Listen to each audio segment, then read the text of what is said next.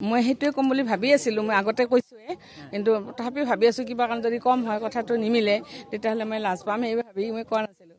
কিন্তু মই মানে ভাবিছিলোঁ আৰু ইমানখিনি পামেই সেইটো ভাবি আছিলোঁ। মই প্ৰথম মোৰ বঙাইগাঁও সমষ্টিৰ ৰাইজক দিম, যিসকল ভোটাৰে মোক ভোট দি জয়যুক্ত কৰিলে।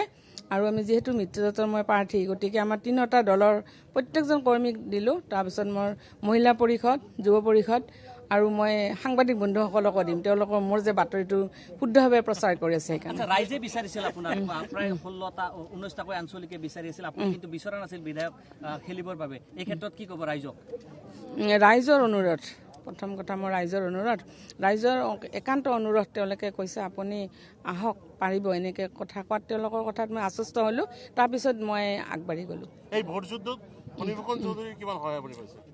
তেখেতৰো সহায় আছে। মানে প্ৰথমে তেখেতে বিচৰা নাছিল, পিছত যেতিয়া মানে আমি ভোট যুদ্ধত নামিবই লগা হ'ল, যিহেতু আমি বস্তুটো এটাই মিত্ৰজোঁট, তেখেতৰ সহায় কৰিবই লাগিব, নহ'লে পাৰ্টিৰ ক্ষেত্ৰত আমাৰ অসুবিধা আছে অলপমান, সেইকাৰণে তেখেতৰ সহায় কৰিছে।